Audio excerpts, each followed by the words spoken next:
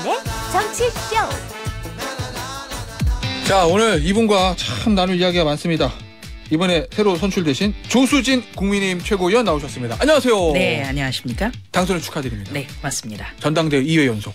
네. 최고위원.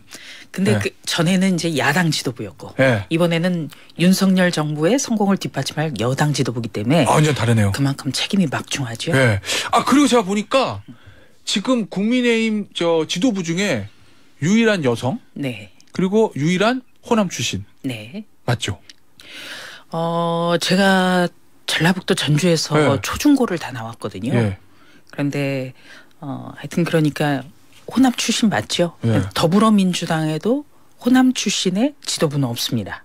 그래요? 예. 그래서 의외네. 예. 굉장히 좀 그 점이 좀 조명을 받는 것 같고요. 예. 정당이 늘 잊지 않고 궁극적으로 추진해야 되는 것이 바로 외연 확장이고 우리로서는 호남에서는 아직 열세이기 때문에 네. 그런 어떤 상징성에 대해서도 저 스스로도 참 자랑스럽다. 제가 당에 기여할 부분이 여러 가지가 있지만 예. 그중에 한 축이 바로 동서의 화합 예. 또 나아가서는 국민통합 이런 거다. 예. 그래서 그것도 정치는 모두 철학이 있어야 되는데요. 그것은 저로서는 어떻게 보면 좀 숙명적인 것 아닌가 이렇게 봅니다. 아, 그러게요. 그래도 아마 이 호남 출신이신 조수진 최고위원께 이 질문을 제가 드리는 건데 좀 답변을 지금 곤란하실 수 있으시겠어요. 같이 지도부를 구성하고 계신 다른 최고위원에 관련된 문제라서 일단 김재원 최고위원이 정광훈 목사가 주관한 예비에서 했었던 5.18 정신을 헌법에 넣겠다고 하는 건 불가능하다고 반대다. 요 발언이 있고 나서 당에서도 문제를 좀 제기하고 용산 대통령실에서도 야 이거 대통령 선거 공약인데 그걸 반대하는 거야? 라고 문제를 제기하고 그래서 일단 김재원 최고위원이 어제 페이스북으로 사과를 했습니다. 앞으로 조심하겠다. 아울러 5.18 정신을 헌법 전문 게재에도 반대하지 않을 거란 사실도 알려드린다 해서 본인의 발언을 철회했어요. 요 일련의 흐름 이건 어떻게 보세요?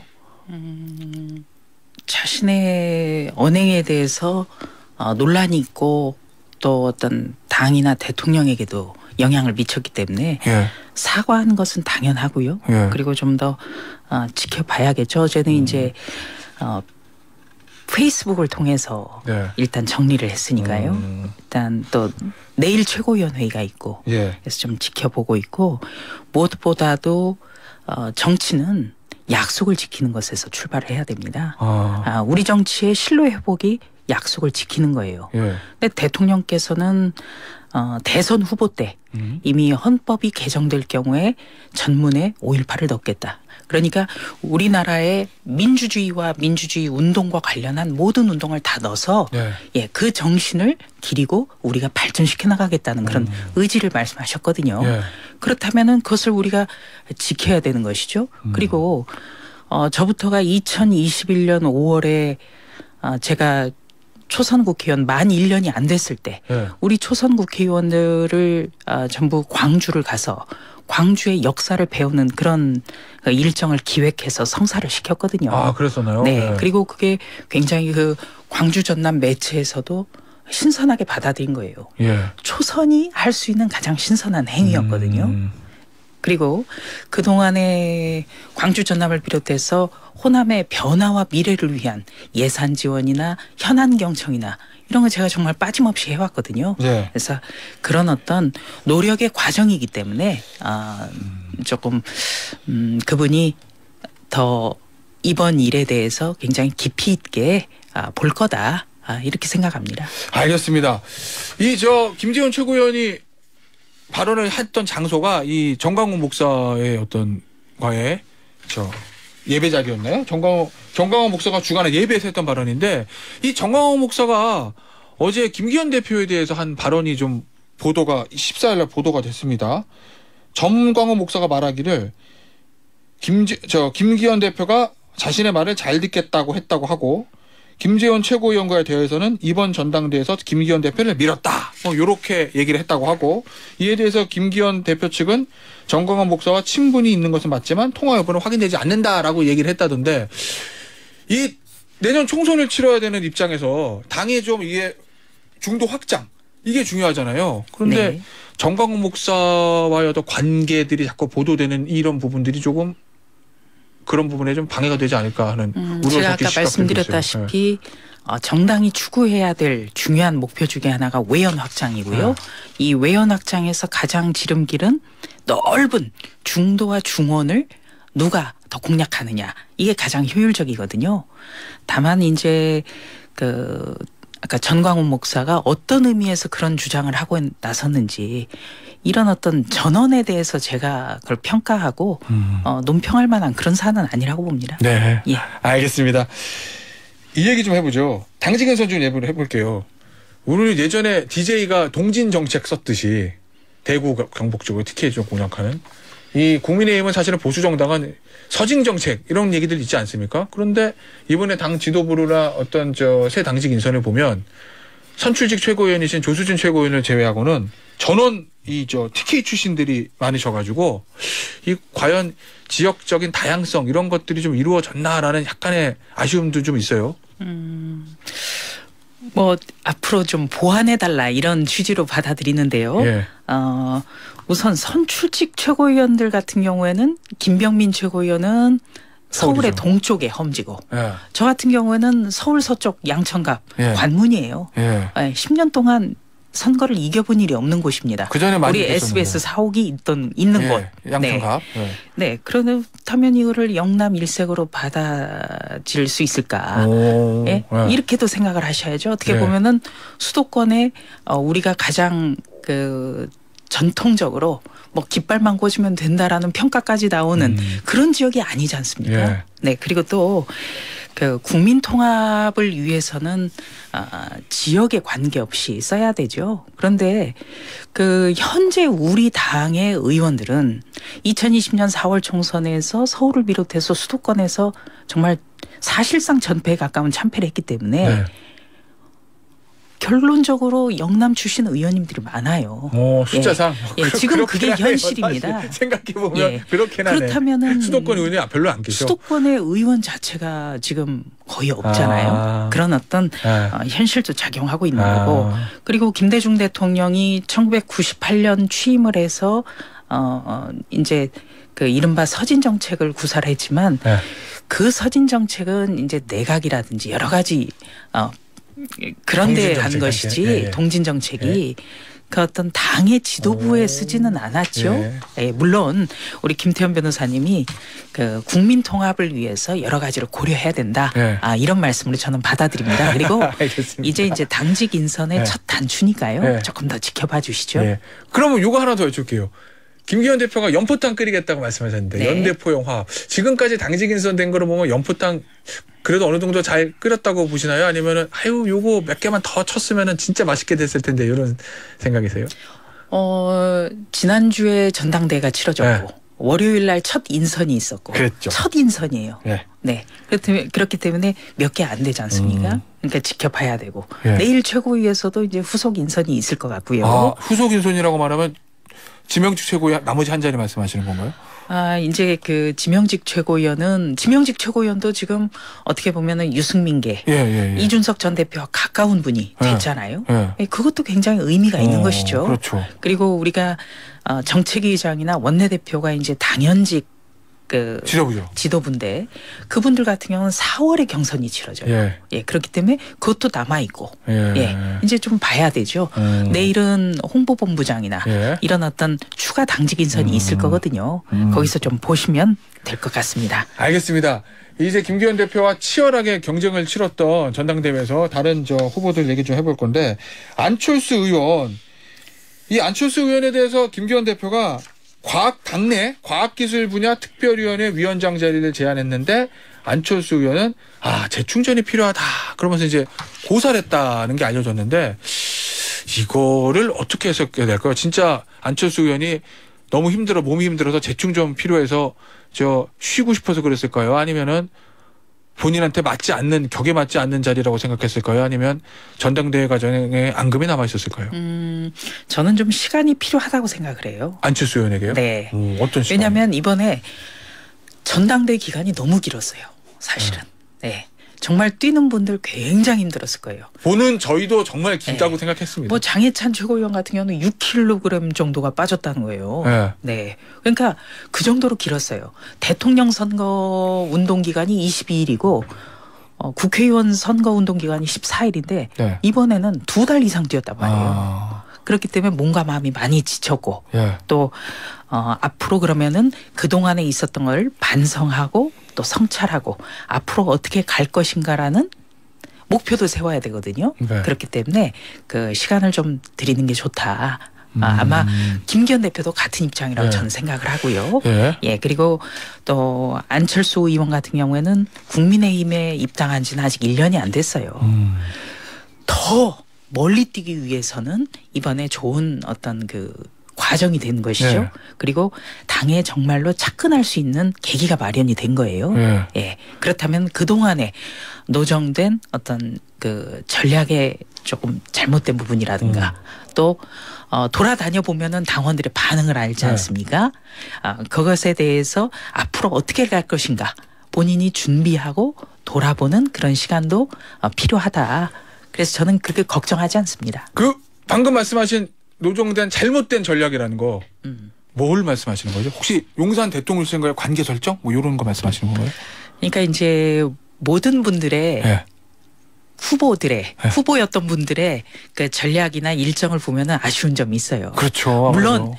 제 거는 잘 안 보여요. 항상 저도 이제 기자를 오래 했기 때문에 정신부 기자 오래 하셨잖아요. 다른 분의 어떤 잘못 이렇게 가면 안 되는데라는 부분은 보인단 말이에요. 예. 뭐 여러 가지 요인이 있습니다만 안철수 의원 같은 경우는 이제 윤안연대 이거를 얘기를 했었잖아요. 근데 대통령이 어떤 특정 당대표 후보와 연대를 하진 않죠. 예. 그래서 용어부터가 정교하지 못했다. 저는 그렇게 좀 생각을 했었거든요. 용산과의 관계 설정이 있어서. 아니 용산과의 관계 설정이 아니라 용어 자체가. 그러니까 그런 거 하나하나를 돌이켜보고 거기서 교훈을 삼는 것 그게 우리 정치인들이 해야 될 일입니다. 그건 모두에게 마찬가지예요. 그 안철수 의원의 선거 전략에 대해서 그런 거 있잖아요. 초반에는 윤석열 정부 연대 보증인 그러면서 뭔가 이게 좀 가까운 스탠스를 취했다가 김기현 후보 그다음에 천하람 후보 사이에 껴서 스탠스 못 잡고 있다가 마지막에는 윤핵관을 공격하면서 조금 약간 스탠스를 바꾼 거 아니냐 오락가락한 거 아니냐 전략적으로 뭐 이런 평가들이 있던데 거기도 어떻게 보세요? 뭐 그러니까 이제 항상 선거 끝나면 그 패인을 분석하잖아요. 그 과정에서 나오는 것이고 어떻게 보면은 연대 보증인이라고 처음에 했다면 뭐 이준석 전 대표가 대리인 내세워서 이번에 출전한 거 이런 과정에서 오히려 안철수 의원이 내가 윤핵관이다. 연대 보증이야말로 윤석열 대통령의 핵심 관계자 아니냐. 이런 게 오히려 논리적으로 조금 더 부합하지 않을까. 예. 근데 그 안철수 의원의 경우에는 10년간 대선 주자였어요. 그랬죠. 네. 그러니까 우리 당의 아주 소중한 자산이에요. 그리고 국민의힘에 입당한 지 아직 1년이 안 됐습니다. 그렇죠. 그런데 거꾸로 얘기하면요. 이번에 전당대회에서 20% 이상의 득표율을 얻었다는 거는 그 대단한 거예요. 1년이 안 됐기 됐잖아요. 때문에. 예. 그러니까 더 멀리 가기 위한 하나의 과정이다. 예. 그 과정에 있어서 돌이켜보고 어떤 거를 보완할지 그를 찾아내는 것 그것이 앞으로 그 발전 가능성이나 모든 정치인이 그 과정을 복귀해야 된다는 것이죠. 알겠습니다. 네. 자, 그러면 안철수 의원은 그렇고 뜨거운 감자 이준석 전 대표와 같이 선거를 치렀던 천하용인 요 소위 말하는 이준석계 요 4명에 대해서는 어떻게 하는 것이 맞느냐라는 지금 여러 가지 얘기들이 나오는데 이 김재원 최고위원은 안철수 의원은 몰라도 이준석 전 대표는 안고 가기 힘들지 않느냐 이렇게 말씀하셨고 거기에 대해서 태영호 최고위원은 이준석계와 함께 갈 수 없다고 미리 선을 그어놓고 가는 건 아니다 이렇게 말씀하셨고 여기에 대해서 이준석 전 대표는 안철수는 안고 가고 이준석은 안고 가지 않아야 한다 뭐 이렇게 얘기를 했거든요. 이 이준석 전 대표의 문제 이 당내에서 어떻게 좀 논의가 돼가고 있습니까? 결국은 언젠가는 한 번은 또 불거질 수밖에 없는 문제잖아요. 총선 임박하면. 자, 경선이라는 건요. 모든 경선이 본 선거보다도 훨씬 치열해요. 아, 그리고 그렇죠. 때로는 진흙탕이 돼요. 진흙탕 난리도 아니고 그리고 해서는 안 될 인신공격성 발언까지 계속 나오죠. 상처도 오래 가요. 그렇기 때문에 이번에 이준석 전 대표가 자신의 어떤 그 허물에도 불구하고 대리인을 내세워서 인신공격을 가하는 듯한 예. 그 전략이 굉장히 잘못됐죠. 그런데 중요한 것은 이제 그 경선이 완전히 끝났다는 거예요. 예. 경선이 끝나면 아까 말씀하신 대로 포용과 연대 일로 가야 돼요. 연포탕. 예. 그거는 경선이 끝나면 항상 모두가 노력해야 되는 겁니다. 예. 그런데 거기에는 이준석 전 대표도 살펴볼 게 있어요. 네. 경선이 끝났으면 아까 말씀드렸죠. 승복? 모든 사람은 네. 결과에 승복을 해야 되고 네. 그리고 과정에 대해서 반성과 성찰을 누구나 해야 돼요. 예. 네. 저도 돌이켜봐요. 예. 저도. 당선은 되셨지만. 네. 예. 그런데 이 반성과 성찰 부분에서 잘 좀 생각했으면 하는 게 대통령과 관련해서 뭐 양두구육이나 우리들의 일그러진 영웅에 등장하는 뭐 엄석대 비유하는 것.